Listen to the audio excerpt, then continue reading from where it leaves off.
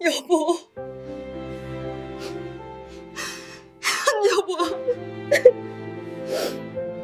혹시 기억나십니까? 1997년 그해 겨울이 유난히 춥게 느껴졌던 거. 텔레비전을 켜면 아나운서 얼굴이 굳어 있었습니다. 목소리도 평소와 달랐습니다. 뭔가 심각한 말들이 흘러나왔습니다. IMF. 그 세 글자를 처음 들었을 때 저는 설거지를 하고 있었습니다. 수도꼭지에서 물이 쏟아지고 그릇이 부딪히는 소리가 났습니다. 거품이 손을 타고 흘러내렸습니다. 환율이 급등하고 있습니다. 외환 보유고가 바닥을 드러내고 국가 부도 위기. 그런 말들이 들렸습니다. 그런데 솔직히 무슨 말인지 잘 몰랐습니다. 환율이 뭐가 어떻고 외환 보유고가 뭔지 그런 건 우리 같은 사람들한테는 먼 나라 이야기 같았습니다. 남편이 거실에서 뉴스를 보고 있었습니다. 평소보다 조용했습니다. 담배를 피우지 않는 사람이 담배를 피우듯 한숨을 내쉬었습니다. 여보, 무슨 일이야? 제가 물었습니다. 행주로 손을 닦으면서 아니, 별거 아니야. 남편이 그렇게 말하고 채널을 돌렸습니다. 예능 프로그램으로 바뀌었습니다. 사람들이 웃고 떠드는 소리가 났습니다. 저는 다시 부엌으로 들어갔습니다. 설거지를 마저 했습니다. 그릇을 헹구면서 별거 아니겠지 생각했습니다. 그때 우리 집에는 평범한 저녁이 있었습니다. 국이 끓고 있었습니다. 된장찌개였습니다. 두부를 넣고 애호박을 넣고 보글보글 끓는 소리가 났습니다. 아이들은 방에서 숙제를 하고 있었습니다. 가끔 웃음소리가 들렸습니다. 큰애가 동생을 놀리는 소리, 작은애가 오빠 하고 소리 지르는 소리. 남편은 거실에 앉아 있었습니다. 양말을 벗고 다리를 뻗고 하루 일과를 마친 사람의 모습이었습니다. 저는 밥상을 차렸습니다. 수저를 4개 놓고 반찬을 덜어놓고 밥 먹어 하고 소리쳤습니다. 아이들이 우당탕 뛰어나왔습니다. 오늘 반찬 뭐야? 된장찌개다. 에이, 또 된장찌개야? 투덜거리면서도 앉았습니다. 젓가락을 들었습니다. 밥을 퍼서 입에 넣었습니다. 저는 그 모습을 보면서 밥을 먹었습니다. 평범한 저녁이었습니다. 내일도 이럴 거라고 생각했습니다. 모레도 그 다음 날도 그게 당연한 거라고 생각했습니다. 그 당연한 게 당연하지 않게 될 줄은 그땐 몰랐습니다. 며칠 뒤부터 남편 얼굴이 달라졌습니다. 퇴근 시간이 늦어졌습니다. 7시에 오던 사람이 8시가 되고 9시가 되었습니다. 오늘 왜 이렇게 늦었어? 응, 회의가 있어서. 그렇게만 말하고 방으로 들어갔습니다. 밥을 먹을 때도 달랐습니다. 젓가락질을 하면서 멍하니 어딘가를 봤습니다. 여보, 국 식겠다. 응. 반찬 더 줄까? 아니, 됐어. 대화가 짧아졌습니다. 아이들이 아빠, 이거 봐, 해도 응, 그래 하고 건성으로 대답했습니다. 예전 같으면 뭐 하면서 관심을 보였을 텐데 저는 알고 있었습니다. 뭔가 있다는 걸, 회사에서 무슨 일이 생겼다는 걸. 하지만 묻지 않았습니다. 그이가 말할 때까지 기다리기로 했습니다. 아내란 게 그런 거였습니다. 알면서도 모른 척 기다리는 것. 걱정되면서도 내색 않고 평소처럼 밥 차리고 평소처럼 잘 자하고 평소처럼 불 끄는 것. 그런데 속으론 불안했습니다. 밤에 잠이 잘 오지 않았습니다. 옆에서 남편 숨소리가 들렸습니다. 자는 건지 깨어 있는 건지. 천장을 보면서 생각했습니다. 무슨 일이지? 괜찮은 걸까? 물어봐야 하나? 그러다 잠이 들었습니다. 다음 날 아침이 왔습니다. 또 하루가 시작됐습니다. 그렇게 며칠이 지났습니다. 회사 분위기가 이상하다는 건남편 말이 아니라 뉴스로 알게 됐습니다. 대기업 연쇄 부도 구조 조정, 본격화 대량 해고 예고. 그런 자막이 텔레비전 아래를 흘러갔습니다. 장을 보러 시장에 가면 아주머니들이 수군거렸습니다. 김 씨네 남편 잘렸대. 어머, 진짜? 그 큰 회사에서? 큰 회사가 뭐 별거야, 요즘은. 저는 콩나물을 고르면서 그 말을 들었습니다. 남의 일이겠지. 우리 남편 회사는 괜찮겠지. 그렇게 생각했습니다. 그런데 손이 떨렸습니다. 왜 떨리는지 몰랐습니다. 집에 와서 콩나물을 다듬었습니다. 꼬리를 하나하나 땄습니다. 그 단순한 작업을 하면서 마음을 진정시켰습니다. 괜찮을 거야. 우리는 괜찮을 거야. 12월이었습니다. 크리스마스가 다가오고 있었습니다. 거리엔 장식이 달렸습니다. 빨간 리본 초록 틀이 반짝이는 전구들. 아이들이 엄마 올해 선물 뭐야? 물었습니다. 글쎄, 산타 할아버지한테 물어봐야지. 에이 엄마, 우리 이제 그런 거 안 믿어. 큰애가 그랬습니다. 초등학교 고학년이 되니까 산타를 안 믿는다고 했습니다. 저는 웃었습니다. 그래도 착하게 굴어.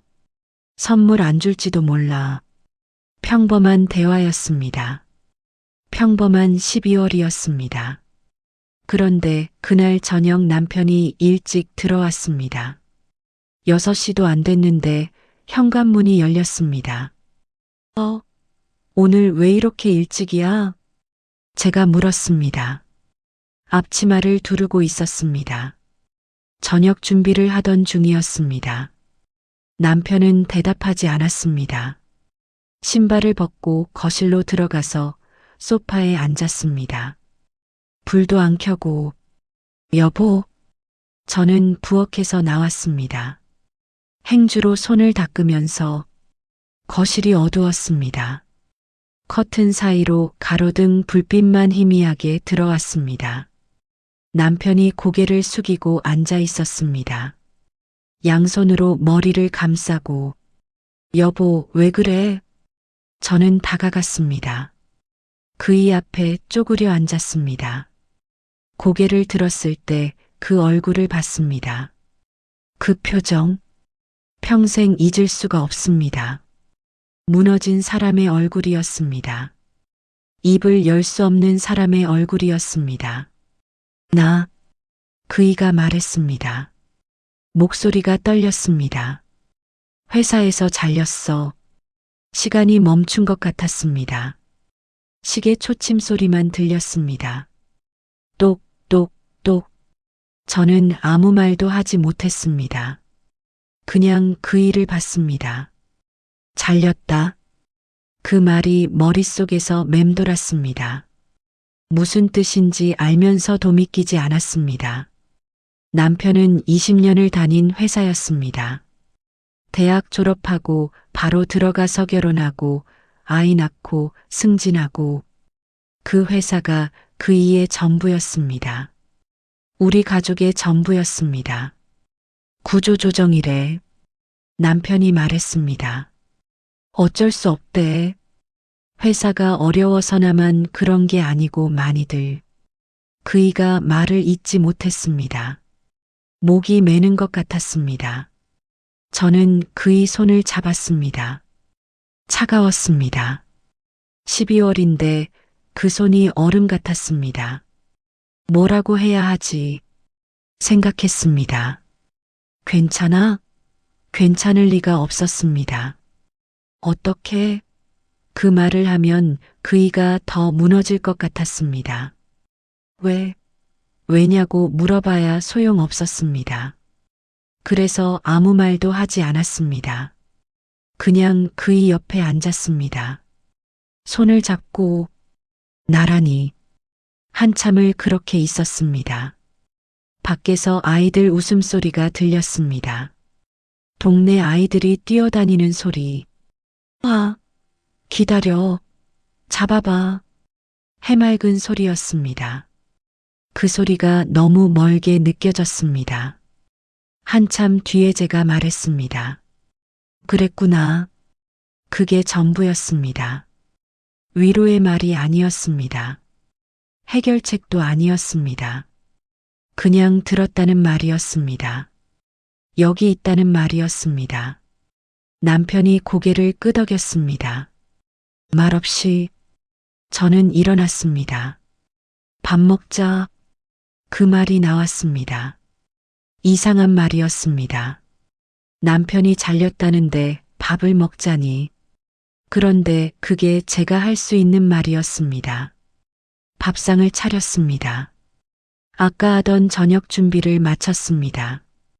국을 데우고 반찬을 덜고 수저를 놓았습니다. 아이들을 불렀습니다. 밥 먹어. 평소처럼, 아무 일 없는 것처럼 아이들이 나왔습니다. 오, 아빠 왔네. 오늘 일찍이다. 큰애가 말했습니다. 남편이 웃었습니다. 억지로.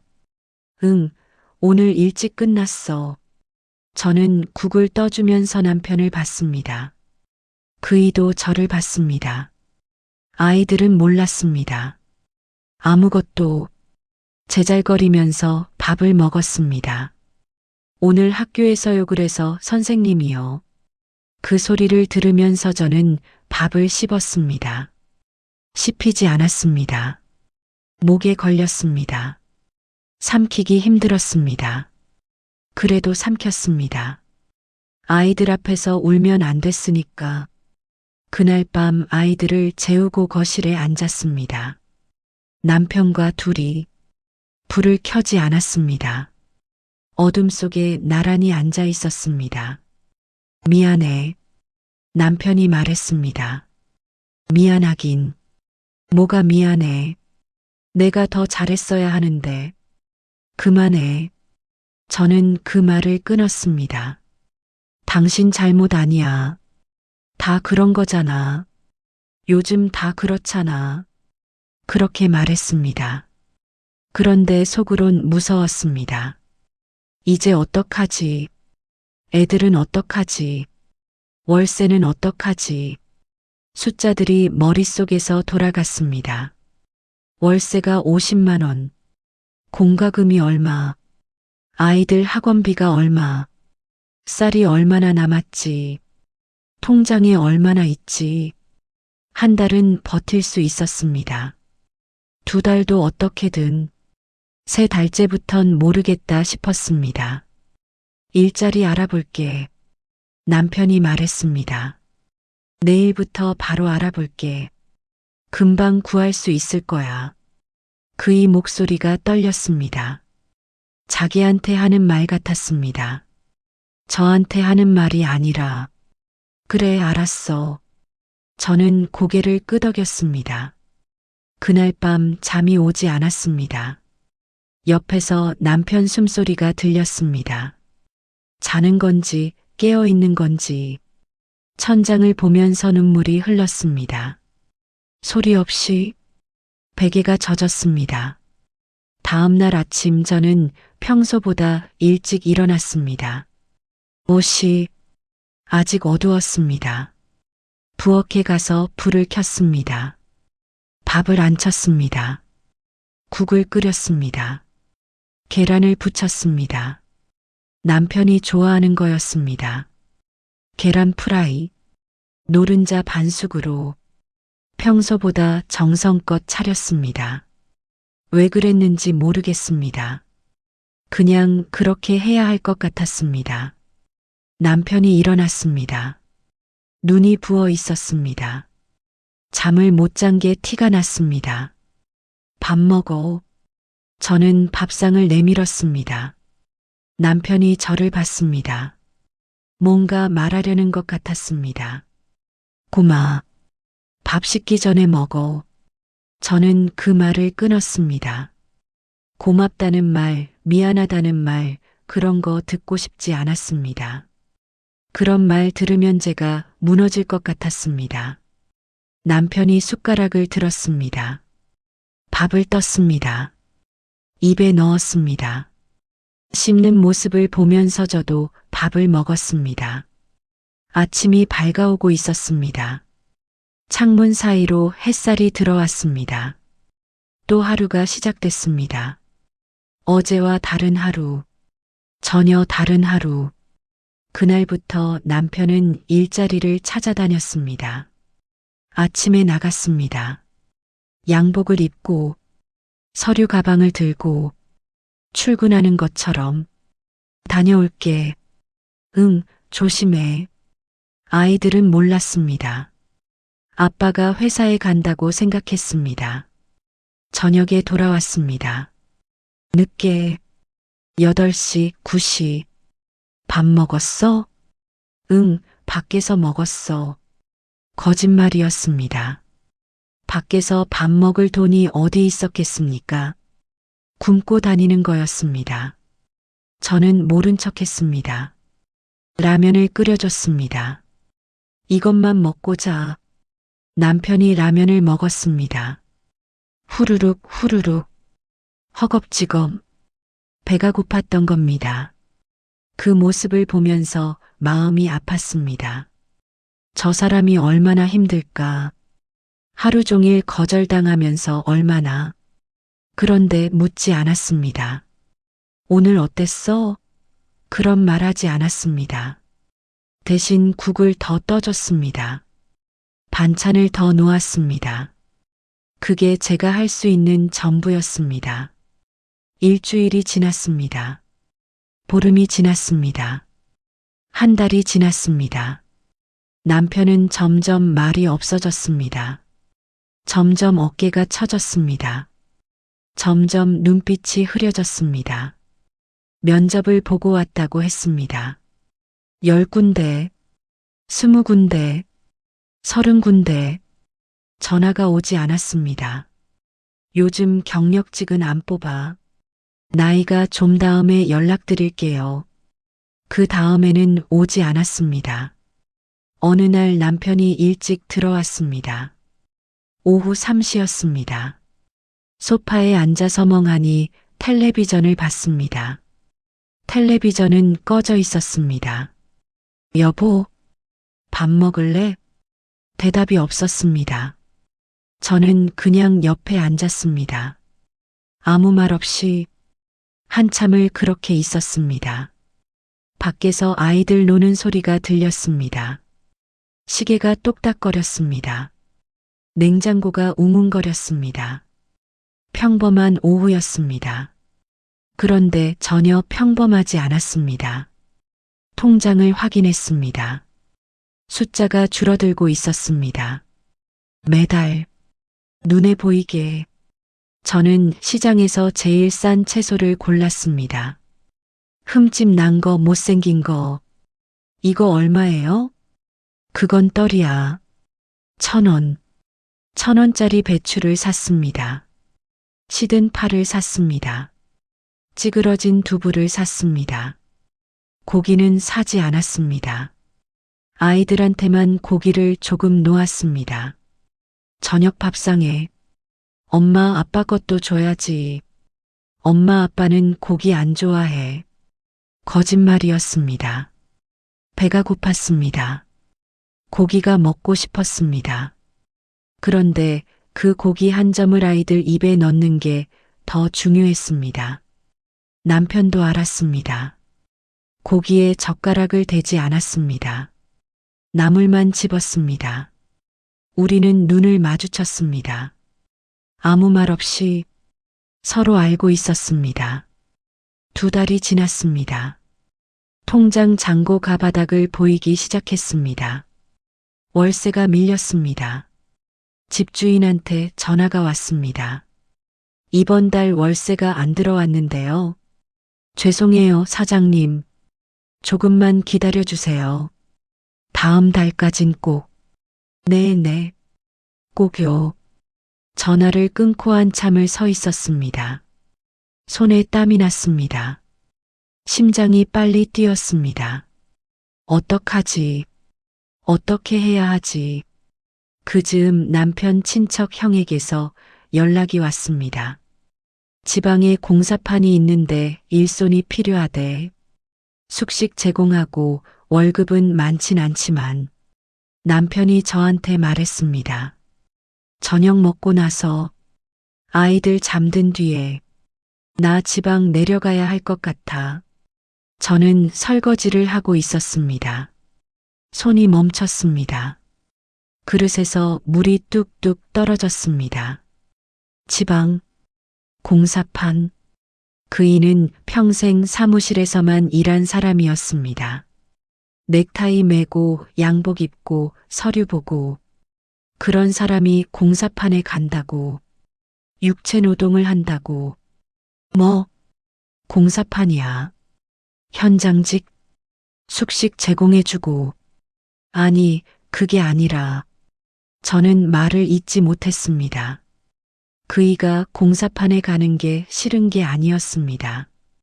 그이가 떠나는 게 우리가 떨어지는 게 얼마나 겨우 그 말이 나왔습니다. 모르겠어. 일이 있는 동안은 당신이랑 애들은 여기 있어. 내가 돈 붙일게. 매달 남편 목소리가 떨렸습니다. 저를 보지 못했습니다. 고개를 숙이고 말했습니다. 저는 돌아보지 않았습니다. 그의 얼굴을 보면 안 될 것 같았습니다. 보면 울 것 같았습니다. 그래, 알았어. 그 말이 제 입에서 나왔습니다. 담담하게, 마치 내일 장 보러 간다는 말처럼. 그런데 속으로 무너지고 있었습니다. 물이 계속 흘렀습니다. 수도꼭지를 잠그지 않았습니다. 그 소리에 묻어서 제 숨소리가 안 들리게 그날 밤 아이들 재우고 혼자 부엌에 앉았습니다. 불을 끄고 어둠 속에서 같이 살기 위해 흩어져야 했습니다. 말이 안 되는 것 같았습니다. 같이 살려면 같이 있어야 하는 거 아닌가. 그런데 같이 있으면 못 사는 거였습니다. 돈이 없으니까. 그래서 떨어져야 했습니다. 떨어져서 돈을 벌어야 했습니다. 그래야 나중에 다시 모일 수 있었습니다. 나중에가 언제인지 몰랐습니다. 1년인지, 2년인지, 더 오래인지 눈물이 흘렀습니다. 수도꼭지에서 물이 떨어지는 소리가 났습니다. 똑똑똑. 그 소리와 함께 울었습니다. 소리 없이 남편이 떠나기 며칠 전이었습니다. 겨울방학이었습니다. 아이들이 집에 있었습니다. 작은 애가 말했습니다. 엄마, 심심해. 뭐 하고 싶은데? 바다 가고 싶어. 바다. 저는 멈칫했습니다. 바다에 가려면 차를 타고 가야 했습니다. 기름값이 들었습니다. 밥도 사 먹어야 했습니다.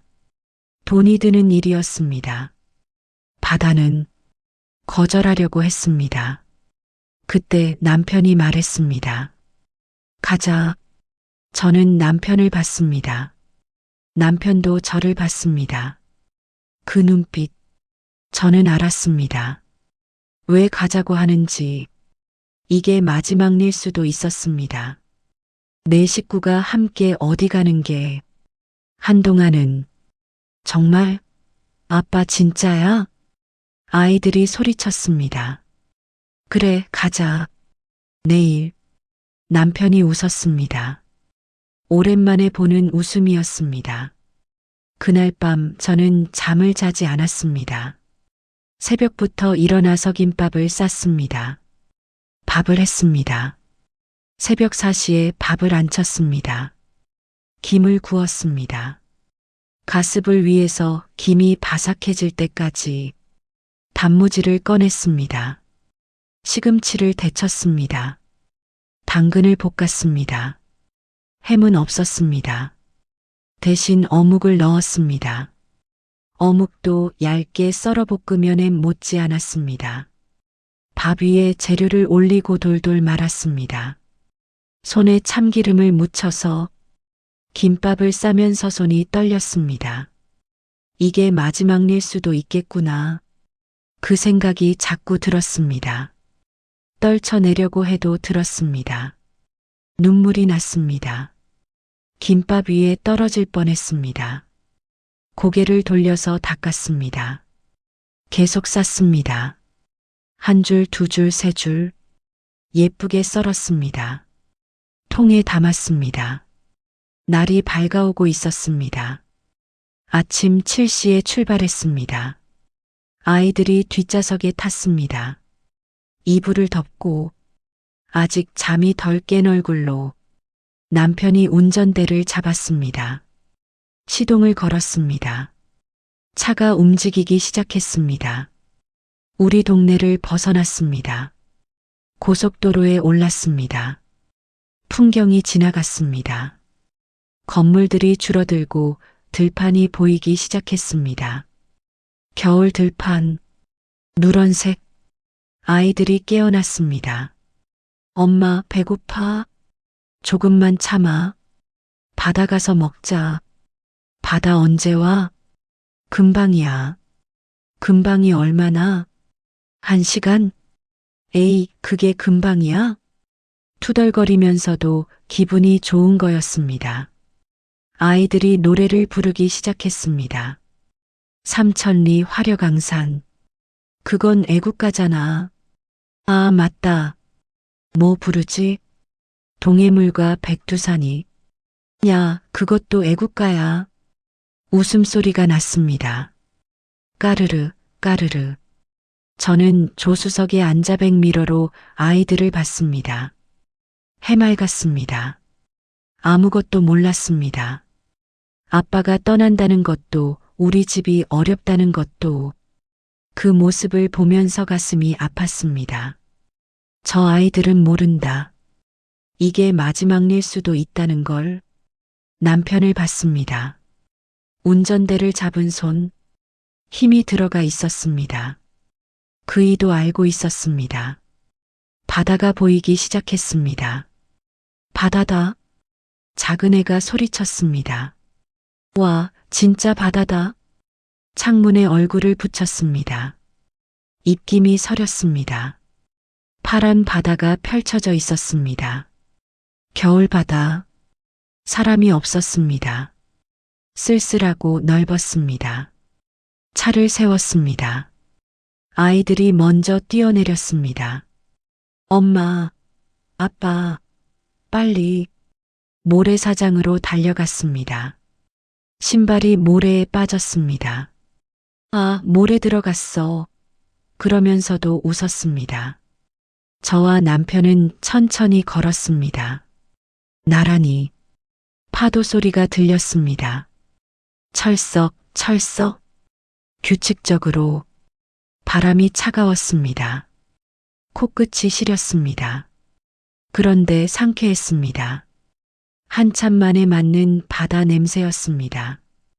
짭조름하고 비린내가 조금 나고. 춥지? 남편이 물었습니다. 괜찮아. 저는 대답했습니다. 우리는 아이들을 봤습니다. 모래성을 쌓고 있었습니다. 겨울인데 모래성을. 야, 거기 춥다. 들어와.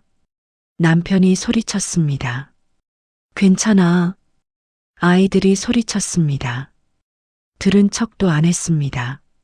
남편이 웃었습니다. 저도 웃었습니다.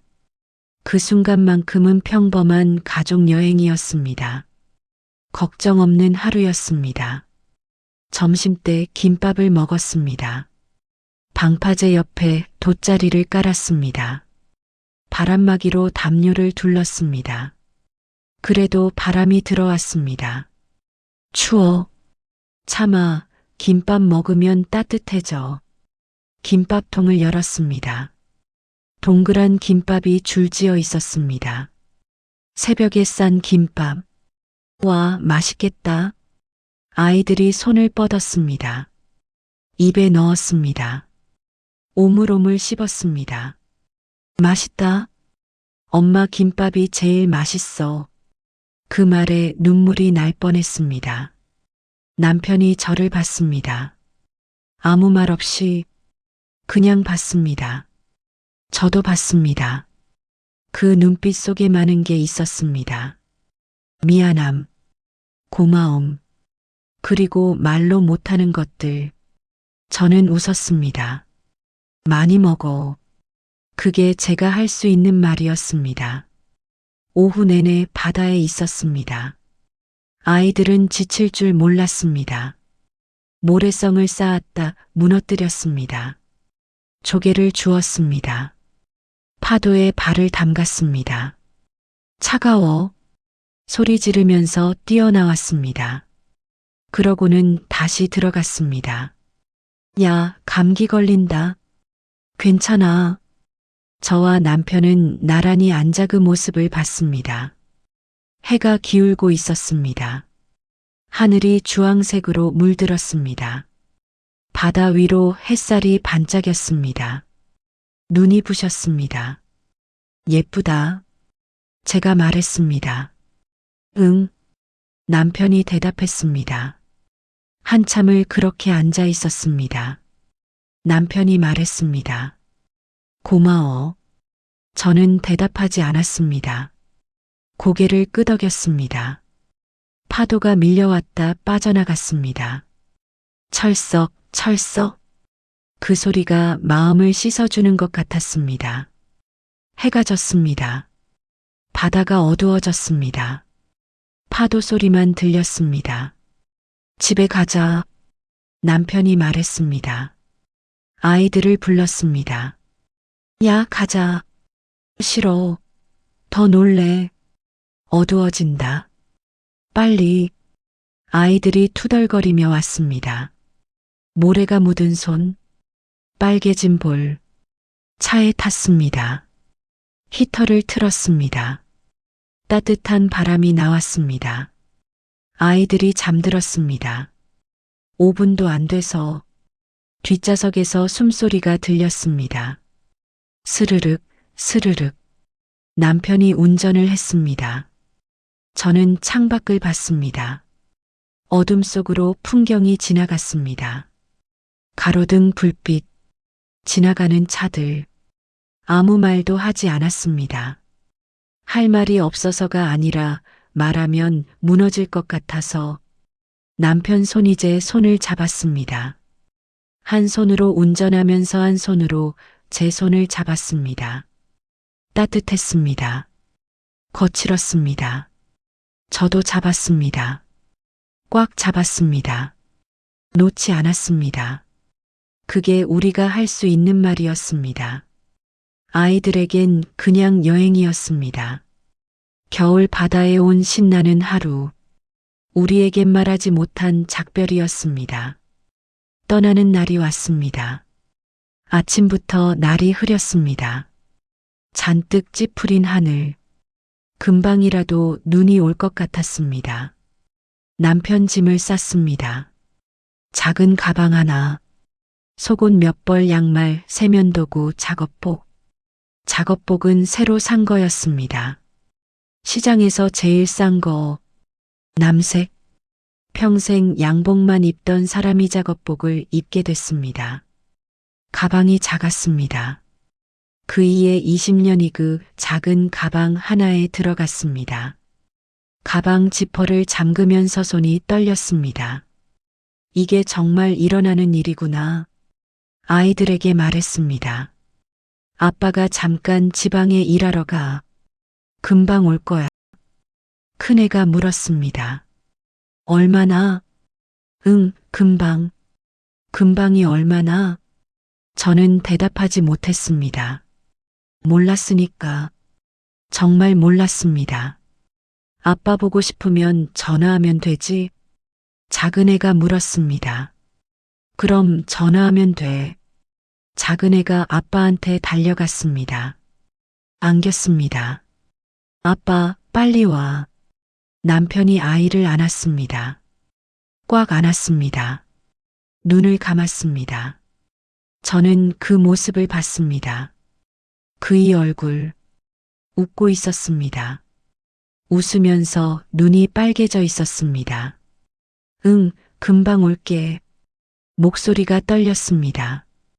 버스터미널까지 배웅을 갔습니다. 아이들은 학교에 보내고 둘이서만 버스를 타고 갔습니다. 말이 없었습니다. 창밖으로 풍경이 지나갔습니다.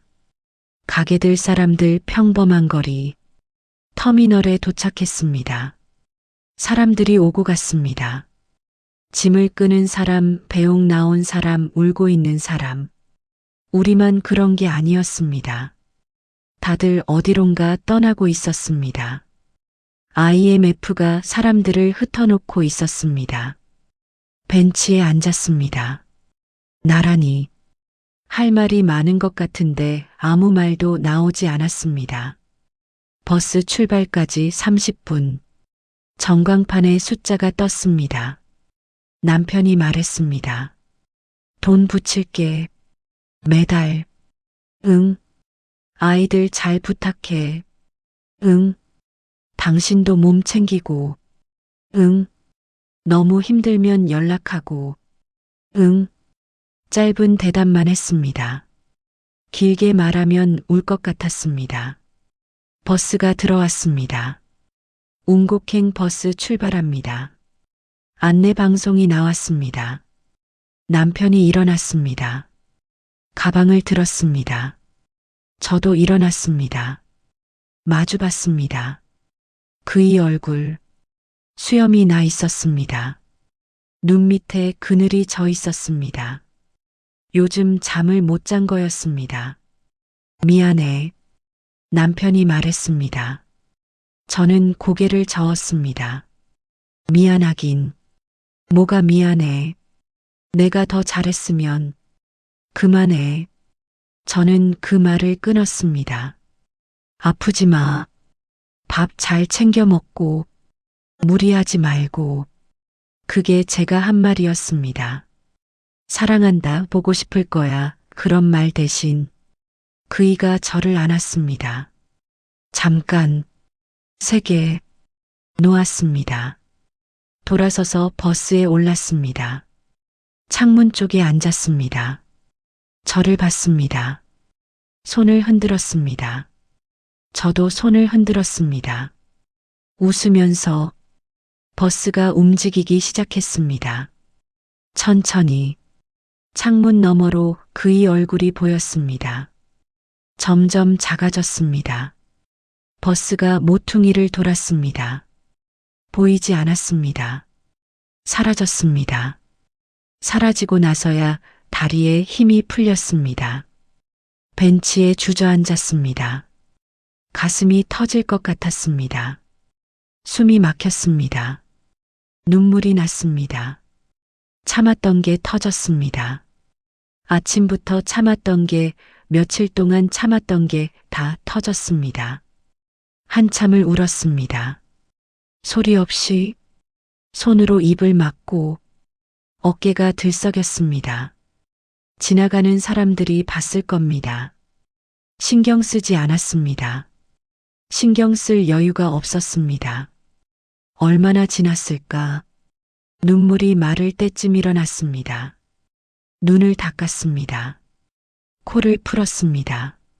숨을 고르었습니다. 집에 가야 했습니다. 아이들이 기다리고 있었습니다. 버스를 탔습니다. 집으로 가는 창밖을 봤습니다. 풍경이 흘러갔습니다. 이제 혼자구나. 그 생각이 들었습니다. 혼자 아이들을 키워야 했습니다. 혼자 집을 지켜야 했습니다. 혼자 버텨야 했습니다. 무서웠습니다. 그런데 이상하게 울지 않았습니다. 눈물은 터미널에서 다 쏟았습니다. 이제 울 시간이 없었습니다. 해야 할 일이 있었습니다. 남편이 떠난 날 집에 들어섰습니다. 현관문을 열었습니다. 불이 꺼져 있었습니다. 조용했습니다. 똑같은 집이었습니다. 똑같은 가구들이었습니다. 어제까지 있던 것들. 그런데 뭔가가 빠진 것 같았습니다. 텅 빈 것 같았습니다. 남편 슬리퍼가 현관에 없었습니다. 그것만 없는데 집 전체가 달라 보였습니다. 저녁에 아이들이 돌아왔습니다. 엄마, 아빠는? 아빠 일하러 갔잖아. 아, 맞다. 아이들은 금방 잊었습니다. 숙제를 하러 방에 들어갔습니다. 저는 저녁을 차렸습니다. 밥을 하고 국을 끓이고 반찬을 놓고 수저를 놓다가 멈췄습니다. 4개를 놓으려고 했습니다. 습관적으로 멈췄습니다. 3개. 그날부터 3개였습니다. 밥 먹어. 아이들을 불렀습니다. 평소처럼 아이들이 나와 앉았습니다. 밥을 먹었습니다. 아빠는 언제 와? 작은 애가 물었습니다. 금방. 금방이 얼마나? 먹어. 밥 식겠다. 저는 대답을 피했습니다. 밤이 됐습니다. 아이들을 재우고 불을 끄고 혼자 거실에 앉았습니다. 시계가 똑딱거렸습니다. 냉장고가 웅웅거렸습니다.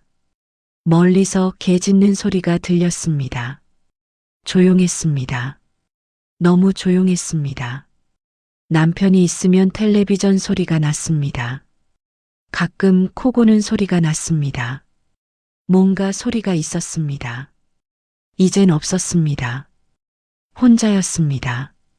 그이는 잘 있을까? 밥은 먹었을까? 숙소는 괜찮을까? 춥지 않을까? 생각이 꼬리를 물었습니다. 잠이 오지 않았습니다. 그날부터 매일이 그랬습니다. 아침에 일어나서 아이들 밥 차리고 학교 보내고 낮에 혼자 있으면 생각이 많아졌습니다. 돈이 없다. 어떡하지? 일을 해야 하나? 남편이 보내주는 돈은 월세 내고 나면 얼마 남지 않았습니다. 아이들 밥값, 공과금 이것저것 부족했습니다. 저는 일을 찾아야 했습니다. 결혼하고 한 번도 바깥 일을 해본 적 없었습니다. 23살에 결혼했습니다. 학교 다니다가 바로 졸업도 못하고 그 뒤론 집에만 있었습니다. 아이 낳고 기르고 밥하고 빨래하고 그게 제 일이었습니다. 그게 제 전부였습니다. 이력서를 쓸 줄도 몰랐습니다. 면접을 어떻게 보는지도 몰랐습니다. 내가 할 수 있는 일이 뭐가 있지 생각했습니다. 학력도 없고 경력도 없고 기술도 없고 있는 거라곤두 손뿐이었습니다. 동네 식당에 갔습니다. 우리 집 앞 골목 끝에 있는 작은 백반집. 아주머니 혼자 하시는 곳이었습니다. 저기 혹시 일손 필요하세요? 조심스럽게 물었습니다. 얼굴이 화끈거렸습니다. 부끄러웠습니다. 아주머니가 저를 봤습니다. 위아래로. 일해본 적 있어? 아니요, 근데 배우면. 설거지 할 줄 알아? 네. 그럼 내일부터 와. 아침 10시부터 오후 2시까지. 점심시간 설거지 도우미. 하루 10,000원. 10,000원. 적었습니다. 그래도 없는 것보단 나았습니다. 감사합니다. 고개를 숙였습니다. 다음 날부터 출근했습니다. 아침에 아이들 학교 보내고 10시에 식당에 갔습니다. 앞치마를 두르고 고무장갑을 끼고 싱크대 앞에 섰습니다. 점심시간이 되자 손님들이 몰려왔습니다. 그릇이 쌓이기 시작했습니다. 밥그릇, 국그릇, 찌개 냄비, 반찬 그릇. 끝없이 쌓였습니다. 씻었습니다. 물을 틀고 세제를 묻히고 문지르고 헹구고 손이 물에 불었습니다. 허리가 아팠습니다. 다리가 저렸습니다. 쉴 틈이 없었습니다. 빨리빨리, 그릇 없어. 아주머니가 소리쳤습니다. 네, 더 빨리 씻었습니다. 기름기 묻은 그릇이 미끄러웠습니다. 처음엔 자꾸 떨어뜨렸습니다. 쨍! 그릇이 깨졌습니다. 아이고, 또 깼네. 아주머니가 혀를 찼습니다. 죄송해요. 허리 숙여 깨진 조각을 주었습니다. 손이 베었습니다. 피가 났습니다. 밴드를 붙이고 다시 씻었습니다. 멈출 수 없었습니다. 점심시간이 끝났습니다. 손님이 빠졌습니다. 그릇 더미가 줄었습니다. 2시가 됐습니다. 수고했어. 내일 또 와. 아주머니가 10,000원을 줬습니다. 구겨진 지폐. 감사합니다. 받아서 주머니에 넣었습니다. 집으로 걸어가면서 손을 봤습니다. 불어 있었습니다. 하얗게 주름이 졌습니다. 허리가 욱신거렸습니다. 다리가 무거웠습니다. 그래도 10,000원이 있었습니다. 이거면 오늘 저녁 반찬은 살 수 있다. 그 생각에 조금 힘이 났습니다. 설거지만으로는 부족했습니다. 하루 10,000원, 한 달이면 300,000원, 월세가 500,000원이었습니다. 남편이 보내주는 돈으로 월세 내면 생활비가 없었습니다. 300,000원으론 모자랐습니다. 일을 더 찾아야 했습니다. 학교에 찾아갔습니다. 아이들 학교, 행정실에 물었습니다. 혹시 일자리 있을까요? 뭐든 할 수 있어요. 직원이 저를 봤습니다. 한참, 청소하실 수 있어요? 네.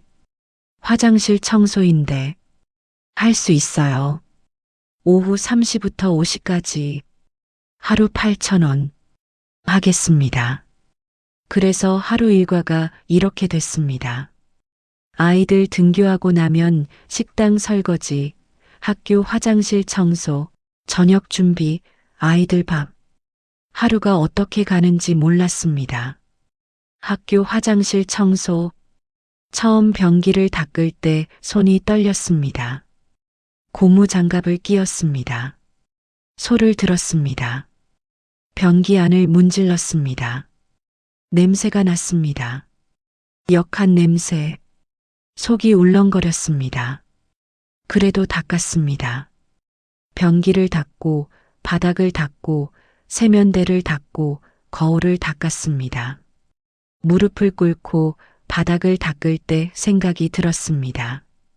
내가 이런 일을 하게 될 줄은 결혼 전엔 상상도 못했습니다. 남편 회사가 잘 되던 때엔 상상도 못했습니다. 그런데 하고 있었습니다. 선택의 여지가 없었습니다. 아이들을 먹여야 했으니까. 청소를 마치고 나면 온몸이 쑤셨습니다. 허리가 아팠습니다. 무릎이 시렸습니다. 손가락이 뻣뻣했습니다. 집에 오면 아이들이 있었습니다. 엄마, 배고파? 금방 해줄게. 저는 웃었습니다. 피곤한 티를 내지 않았습니다. 부엌에 가서 밥을 했습니다. 국을 끓였습니다. 아이들 앞에선 아프다 소리 못했습니다. 힘들다 소리 못했습니다. 밥상을 차렸습니다. 아이들이 먹는 걸 봤습니다. 맛있게 먹었습니다. 엄마 밥이 제일 맛있어. 그 말에 힘이 났습니다. 그래, 저것들 먹이려고 하는 거다. 저것들 웃게 하려고 하는 거다. 밤에 아이들 재우고 혼자 거실에 앉으면 그제야 몸이 풀렸습니다. 다리를 뻗으면 쥐가 났습니다. 신음이 나왔습니다. 소리 지르지 않으려고 이불을 꽉 물었습니다. 아이들 깨우면 안 됐으니까 손을 봤습니다. 거칠어져 있었습니다. 손등이 갈라졌습니다. 핸드크림을 바를 시간도 없었습니다. 결혼 전엔 손이 고왔습니다. 남편이 손이 예쁘다 했었습니다. 하얗고 부드럽다고. 이젠 아니었습니다. 그래도 괜찮았습니다. 이 손으로 돈을 벌고 있었으니까. 이 손으로 아이들을 먹이고 있었으니까. 시간이 지났습니다. 일주일, 한 달, 두 달. 몸이 적응하기 시작했습니다. 설거지가 빨라졌습니다. 그릇을 덜 깼습니다. 청소도 요령이 생겼습니다. 그래도 힘들었습니다. 매일 힘들었습니다. 그런데 멈출 수 없었습니다. 새벽 일이 추가됐습니다. 동네 빌딩 청소, 새벽 5시부터 7시까지 아이들이 일어나기 전에 다녀와야 했습니다. 새벽 4시 반에 일어났습니다. 잠이 덜 깬 채로 옷을 입었습니다. 어둠 속을 걸었습니다. 겨울이었습니다. 손이 시렸습니다. 입김이 나왔습니다. 빌딩 계단을 닦았습니다. 1층부터 5층까지 걸레를 짜고 바닥을 닦고 난간을 닦았습니다. 7시 전에 끝냈습니다. 집으로 뛰어갔습니다. 아이들이 일어나기 전에 도착해야 했습니다. 숨이 찼습니다. 다리가 후들거렸습니다. 집에 도착하면 얼른 밥을 차렸습니다. 엄마, 일어났어? 아이가 눈을 비비며 나왔습니다. 응, 일어났지. 밥 먹어. 아무 일 없는 것처럼 말했습니다. 아이들은 몰랐습니다. 엄마가 새벽부터 일했다는 걸. 그렇게 하루가 돌아갔습니다. 잠은 4시간. 피곤했습니다. 늘 피곤했습니다. 그래도 멈추지 않았습니다. 멈추면 안 됐습니다. 사람이 어려워지면 알게 됩니다. 누가 진짜인지. 남편이 떠나고 얼마 뒤 친정 엄마한테 전화했습니다. 창피했습니다. 자존심이 상했습니다. 그래도 어쩔 수 없었습니다. 엄마, 왜? 나 요즘 좀 힘들어서. 왜? 무슨 일 있어? 그게 남편이 회사에서 잘리고. 뭐? 진짜? 응. 그래서 지방에 일하러 갔어. 나 혼자 애들 키우고 있는데 좀. 말을 잇기 힘들었습니다. 돈 좀 빌려달라고. 그 말이 입에서 안 나왔습니다. 엄마가 먼저 말했습니다. 야, 다들 힘들어. 나도 힘들고. 내 아버지도 요즘 몸이 안 좋아. 요즘 누가 안 힘드냐? 그러니까 각자 알아서 해. 그 말 듣고 더 할 말이 없었습니다. 응, 알았어. 아니야. 전화를 끊었습니다. 원망하진 않았습니다. 다들 힘든 게 맞았으니까. IMF가 온 나라를 흔들고 있었으니까. 그런데 허탈했습니다. 가족이라는 게, 피부치라는 게, 이런 거구나. 남편 친구라는 사람이 있었습니다. 이름이 박 씨였습니다. 예전에 우리 집에 자주 왔었습니다. 형수님, 형이 복 받았어요. 아이고, 이쁜 애들. 그러면서 아이들한테 용돈도 주고 밥도 사주고 그랬습니다. 남편이 어려워지기 전엔 연락도 자주 했습니다. 형, 이번 주에 술 한잔 해요. 형, 골프 치러 가요. 그랬습니다. 남편이 잘리고 나서 그 사람한테 연락했습니다. 혹시 일자리 있으면 소개해달라고. 아, 네, 알아볼게요. 그랬습니다. 밝은 목소리로. 그 뒤로 연락이 없었습니다. 한 달 뒤에 전화했습니다. 혹시 알아보셨어요? 아, 그게 요즘 다들 힘들잖아요. 제가 또 연락드릴게요. 네. 그 또 연락드릴게요는 오지 않았습니다. 2달 뒤에 다시 전화했습니다. 전화를 안 받았습니다. 3번 걸었습니다. 안 받았습니다. 그 뒤로 전화하지 않았습니다. 다른 사람들도 마찬가지였습니다. 동창 모임에서 알던 사람, 동네에서 알던 사람, 친척들. 도움이 필요하면 말해. 힘들면 연락해. 그렇게 말했던 사람들. 연락하면 다들 비슷했습니다.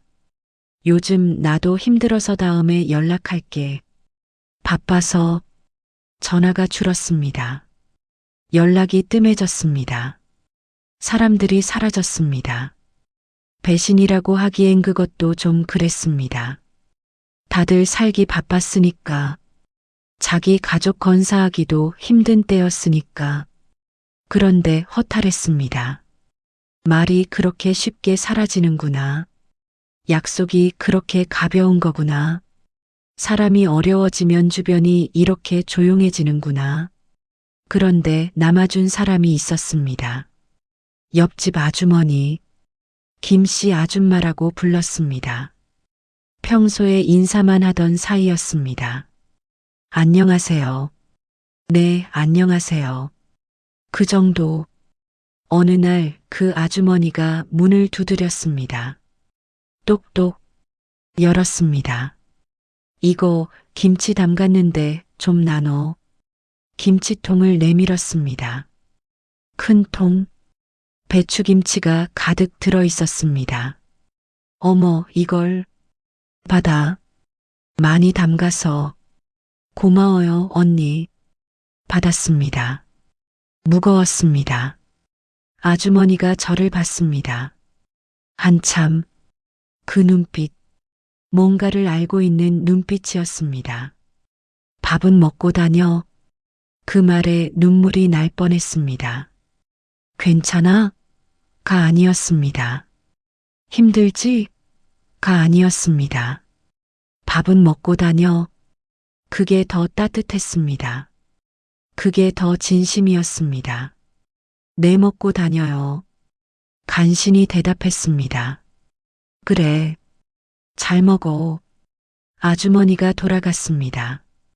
문을 닫고 김치통을 안고 한참을 서 있었습니다. 눈물이 흘렀습니다. 그 아주머니는 가끔 아이들을 봐줬습니다.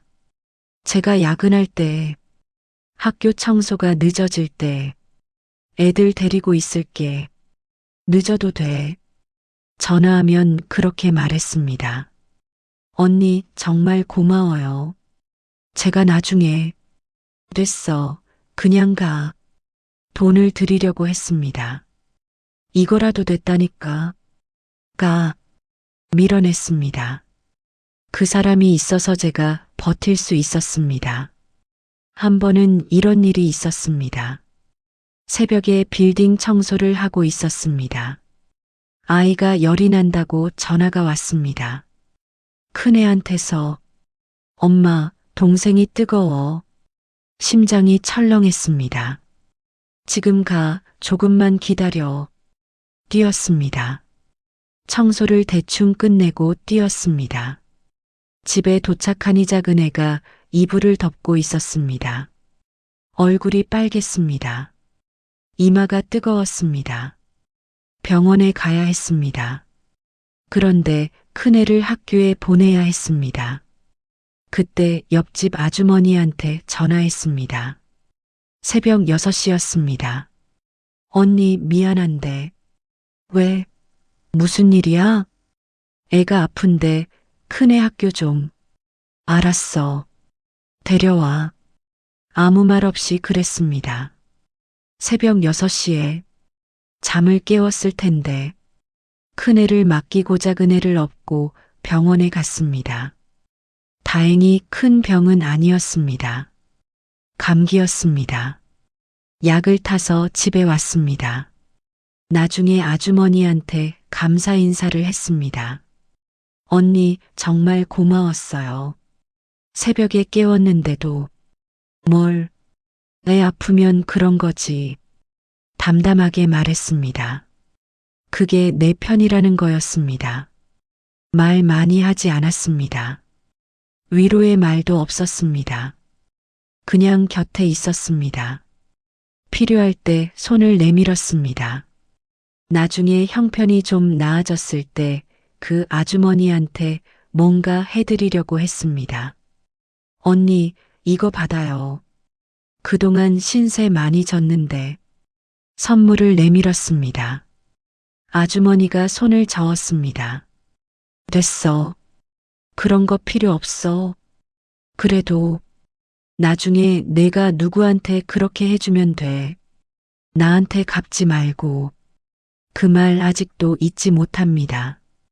남편이 떠나고 몇 달이 지났습니다. 가끔 전화가 왔습니다. 공중전화로. 나야. 응. 잘 있어? 응. 당신은? 응. 짧은 통화였습니다. 전화비가 비쌌으니까 오래 못했습니다. 애들은? 잘 있어. 공부도 하고. 그래. 잘 먹이고. 알았어. 그럼. 응. 몸 조심해. 끊었습니다. 할 말은 많은데다 하지 못했습니다. 보고 싶어. 힘들어. 언제 와. 그런 말은 하지 않았습니다. 하면 그이가 힘들어질 테니까. 어느 날 전화가 왔습니다. 밤 10시쯤이었습니다. 나야. 목소리가 이상했습니다. 평소와 달랐습니다.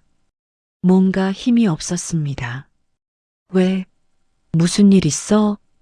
아니, 그냥 당신이랑 애들 목소리 듣고 싶어서 그이답지 않은 말이었습니다. 그런 말 잘 안 하는 사람이었습니다. 여보, 진짜 무슨 일 있어? 없어. 진짜. 나 잠깐 아팠어. 심장이 철렁했습니다.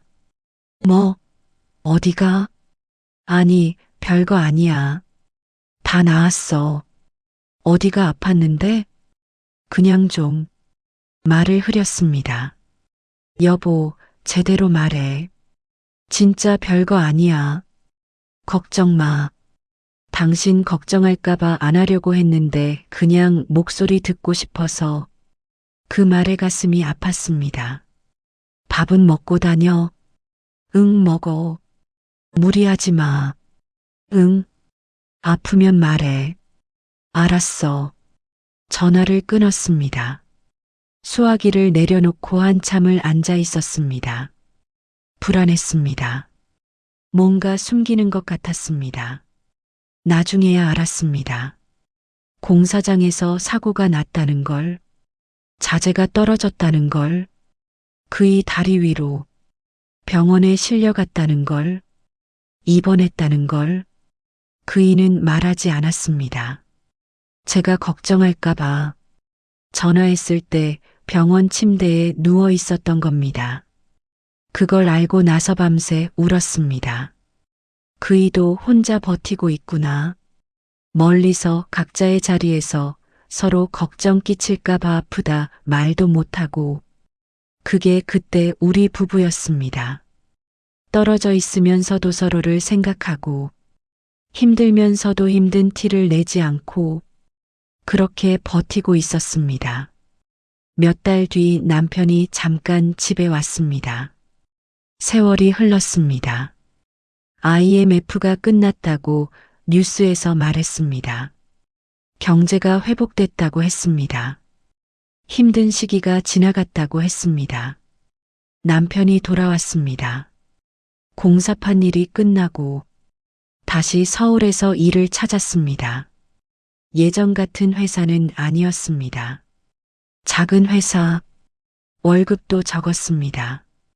그래도 일이 있었습니다. 아이들도 컸습니다. 큰애는 고등학생이 됐습니다. 작은애는 중학생이 됐습니다. 다시 네 식구가 한 지붕 아래 살게 됐습니다. 그런데 저는 몸이 이상해지기 시작했습니다. 아침에 일어나면 온몸이 무거웠습니다. 천근만근 뼈가 굳은 것 같았습니다. 어제 무리했나? 처음엔 그렇게 생각했습니다. 그런데 다음 날도 그랬습니다. 그 다음 날도 무릎이 아팠습니다. 계단 오를 때마다 시큰거렸습니다. 쪼그려 앉으면 펴기 힘들었습니다. 허리도 아팠습니다. 오래 서 있으면 끊어질 것 같았습니다. 허리를 펴면 뚝뚝 소리가 났습니다. 손가락도 아팠습니다. 아침에 일어나면 뻣뻣했습니다. 주먹을 쥐었다 펴기 힘들었습니다. 머리도 아팠습니다. 이유 없이 지끈거렸습니다. 약을 먹어도 안 나았습니다. 병원에 갔습니다. 동네 병원, 내과였습니다. 어디가 아프세요? 어디가 아프냐고요. 저는 잠깐 생각했습니다. 다 아파요. 의사가 저를 봤습니다. 다요? 네. 무릎도 아프고, 허리도 아프고, 손가락도 아프고, 머리도 아프고. 언제부터요? 언제부터인지 잘 모르겠어요. 그냥 어느 날부터 계속 의사가 여기저기 검사를 했습니다. 혈압을 쟀습니다. 높았습니다. 피를 뽑았습니다. 뭔가 수치가 이상하다고 했습니다. 엑스레이를 찍었습니다. 무릎이고 허리고 달았다고 했습니다. 의사가 결과지를 보면서 말했습니다. 혈압이 좀 높고요. 관절도 안 좋고 디스크 초기 증상도 있고 두통은 긴장성일 수도 있고. 그러니까 뭐가 문제예요? 그게 의사가 말을 흐렸습니다. 딱히 이거다 하는 건 아니에요. 여러 가지가 복합적? 그 말이 웃겼습니다. 이름도 없는 병이라는 거였습니다. 이것도 저것도 아닌, 다 섞인. 약 드릴게요. 일단 드셔보시고 안 나으면 다시 오세요. 약을 탔습니다. 비닐봉지 가득. 혈압약, 소염제, 진통제, 두통약, 소화제. 알록달록한 알약들. 약을 먹었습니다. 아침에 먹고, 점심에 먹고, 저녁에 먹고. 낫지 않았습니다. 조금 나아지는 것 같다가 다시 아팠습니다. 다른 병원에 갔습니다. 여러 가지가 복합적으로. 또 그 말이었습니다. 다른 약을 탔습니다. 또 먹었습니다. 또 낫지 않았습니다. 한의원에도 갔습니다. 기혈이 막혔네요. 스트레스를 많이 받으셨어요? 침을 맞았습니다. 한약을 먹었습니다. 좀 나은 것 같다가 다시 아팠습니다. 어느 순간 포기했습니다. 이건 고치는 게 아니구나. 안고 가는 거구나. 병명이 없는 병. 이것도 저것도 아닌 병. 그런데 분명히 아픈 병. 아침에 일어나면 몸이 천근만근인 병. 무릎이 시큰거리는 병. 허리가 끊어질 것 같은 병. 머리가 지끈거리는 병. 손가락이 뻣뻣한 병. 다 합쳐서 이름 없는 하나가 된 병. 약통이 늘어났습니다. 아침에 일어나면 약통을 엽니다. 빨간 약, 하얀 약, 노란 약. 알약들을 손바닥에 쏟습니다. 물과 함께 삼킵니다. 매일 그랬습니다. 약을 먹으면서 생각했습니다. 이게 다 그때 쌓인 거구나. 새벽 빌딩 청소, 식당 설거지, 학교 화장실 청소, 쪼그려 앉아서 문지르던 시간, 물에 담근 손, 허리 굽혀 닦던 바닥, 무거운 것 들어 옮기던 날들, 잠 못 자던 밤, 밥 못 먹던 낮, 스트레스, 걱정, 불안, 그게 다 쌓인 거였습니다. 몸에, 뼈에, 혈관에. 그런데 이상하게 원망이 없었습니다. 이 무릎으로 계단을 닦았습니다. 이 허리로 설거지를 했습니다. 이 손으로 아이들 밥을 했습니다. 이 머리로 걱정하며 밤을 새웠습니다. 그래서 아이들이 컸습니다. 그래서 가족이 유지됐습니다. 그래서 우리가 살아남았습니다. 그러니까 이건병이 아니라 버텨온 날들의 증거였습니다. 훈장 같은 거였습니다. 눈에 보이지 않는, 몸에 새겨진, 어느 날 아침 약을 먹다가 문득 손을 봤습니다. 거칠었습니다. 주름이 깊었습니다. 검버섯이 올라와 있었습니다. 23세 결혼했을 때 남편이 손이 예쁘다 했습니다. 하얗고 부드럽다고. 이젠 아니었습니다. 그런데 괜찮았습니다. 이 손이 가족을 먹여 살렸습니다. 이 손이 아이들을 키웠습니다. 이 손이 버텼습니다. 그러니까 이건 못생긴 손이 아니라 자랑스러운 손이었습니다. 그 몸은 버텨온 날들이 쌓여 그렇게 된 것이었습니다. 아픈 건 아팠습니다. 힘든 건 힘들었습니다.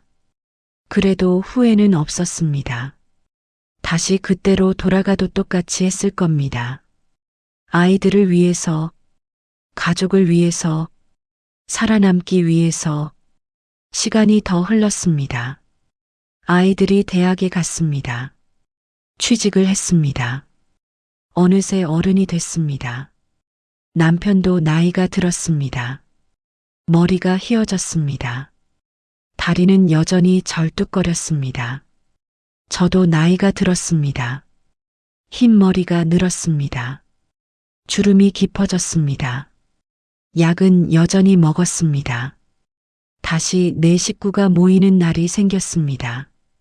명절이나 아이들 생일이나 특별한 날에. 그런데 예전 같지 않았습니다. 웃음이 줄었습니다. 대화가 줄었습니다. 어색한 침묵이 있었습니다. IMF 전에는 밥상에 둘러앉으면 제잘거렸습니다. 남편이 농담을 하고 아이들이 웃고 제가 잔소리를 하고 그랬는데 이젠 조용했습니다. 남편은 밥을 먹으면서 텔레비전을 봤습니다. 아이들은 핸드폰을 봤습니다. 저는 그 모습을 보면서 밥을 먹었습니다. 우리가 많이 달라졌구나. 그 생각이 들었습니다. IMF가 우리한테서 뭔가를 가져간 것 같았습니다. 돈만 가져간 게 아니었습니다. 시간도 가져갔습니다. 함께 했어야 할 시간. 웃음도 가져갔습니다. 말도 가져갔습니다. 뭔가가 빠진 채로 우리는 다시 모인 거였습니다. 그래도 괜찮았습니다. 우리는 흩어졌다가 다시 모였습니다. 그것만으로도 충분했습니다. 어떤 가족은 다시 못 모였습니다. 영영 흩어진 채로 그대로 끝나버린 우리는 아니었습니다. 돌아왔습니다. 다시 한 지붕 아래 모였습니다. 비록 예전 같지 않아도 웃음이 줄었어도 말이 줄었어도 함께 있었습니다. 그게 중요했습니다. 어느 날 저녁 남편과 둘이 밥을 먹고 있었습니다. 아이들은 독립해서 나갔습니다. 다시 둘이 됐습니다. 결혼 초처럼 조용히 밥을 먹었습니다. 반찬을 짚고 국을 떠먹고 남편이 말했습니다. 고생했어. 짧은 말이었습니다. 뜬금없었습니다. 저는 남편을 봤습니다. 뭐가? 그냥 그동안 힘들었지. 당신도 힘들었잖아. 남편이 고개를 끄덕였습니다. 말없이 그게 전부였습니다. 그런데 그 짧은 대화 속에 수년의 세월이 있었습니다. 각자의 자리에서 버텨온 시간, 말 못한 아픔, 숨긴 눈물, 참았던 것들, 그런 게 다 담겨 있었습니다. 우리는 예전처럼 손잡고 걷지 않았습니다. 다정한 말을 하지 않았습니다. 사랑해라는 말은 더더욱. 그런데 쉽게 놓지 않았습니다. 같이 밥 먹고, 같이 텔레비전 보고, 같이 늙어갔습니다. 가끔 남편이 제 약을 챙겼습니다. 약 먹었어? 아직? 먹어. 가끔 제가 남편 다리를 주물러 줬습니다. 아직도 아파? 이제 괜찮아. 가만 있어. 그게 우리가 찾은 사랑의 모양이었습니다. 화려하지 않았습니다. 드라마 같지 않았습니다. 그냥 옆에 있는 거, 끝까지 함께하는 거, 혹시 기억나십니까? 그 시절 우리가 얼마나 버텼는지, IMF라는 세 글자가 우리 삶을 흔들었을 때, 우리는 무너지지 않았습니다. 흩어지면서도 다시 모일 거라 믿었습니다. 아프면서도 아프다 말 못하고 버텼습니다. 울면서도 아이들 앞에선 웃었습니다. 새벽에 일어나서 남들 모르게 일하고 저녁엔 아무 일 없는 듣밥상을 차렸습니다. 손이 거칠어지고 허리가 휘고 무릎이 닳도록 그렇게 버텼습니다. 이 이야기를 듣고 계신 분들, 혹시 당신도 그 시절을 사셨습니까? 가장으로서, 어머니로서, 아버지로서, 아내로서, 남편으로서, 가족을 지키려고 이 악물고 버텼던 시간, 잠 못 자고 밥 못 먹고 울지도 못하고 그렇게 살아낸 시간, 그 시간이 당신 몸에도 새겨져 있습니까? 아침에 일어나면 여기저기 아프고 약 없이는 하루가 안 되고 병원 이름도 없는 병을 안고 사시나요? 그렇다면 당신은 이미 충분히 잘 사신 겁니다. 증명하지 않아도 됩니다. 변명하지 않아도 됩니다. 자랑하지 않아도 됩니다. 그 시절을 살아낸 것만으로 당신은 이미 대단한 사람입니다. 요즘 젊은 사람들은 모릅니다. 그때가 얼마나 힘들었는지, 우리가 얼마나 버텼는지 알 필요도 없습니다. 알아달라고 할 것도 없습니다. 우리는 알고 있으니까요. 같은 시대를 산 사람들은 다 알고 있으니까요. 그거면 됩니다. 가끔 생각합니다. 그때 왜 그렇게까지 버텼을까? 왜 포기하지 않았을까? 왜 쓰러지지 않았을까? 답은 간단했습니다. 가족이 있었으니까, 아이들 웃는 얼굴이 있었으니까, 남편이 있었으니까, 지켜야 할 것들이 있었으니까, 그래서 버텼습니다. 이를 악물고 무릎이 닳도록 허리가 휘도록 그렇게 살아냈습니다. IMF는 우리를 흔들었습니다. 많은 것을 가져갔습니다. 직장을, 돈을, 시간을, 건강을. 그런데 다 가져가지는 못했습니다. 가족은 남았습니다. 우리는 남았습니다. 흩어졌다가 다시 모였습니다. 아프면서도 버텼습니다. 늙어가면서도 함께했습니다. 그게 우리였습니다. 그 시절을 살아낸 우리는 이미 충분히 강한 사람들이었습니다. 무너지지 않았습니다. 버텼습니다. 살아냈습니다. 그것만으로 우리는 자랑스러운 사람들입니다. 오늘 하루도 고생하셨습니다. 아침에 일어나 무거운 몸을 이끌고 약을 챙겨 먹고 또 하루를 시작하셨습니다. 그것만으로도 대단합니다. 내일도 모레도 천천히 괜찮습니다. 당신은 이미 충분히 잘 살아오신 겁니다. 그 시절의 당신에게, 지금의 당신에게 존경을 보냅니다. 고생 많으셨습니다. 오늘 이야기도 재미있으셨다면 구독과 좋아요, 알림 설정 부탁해요.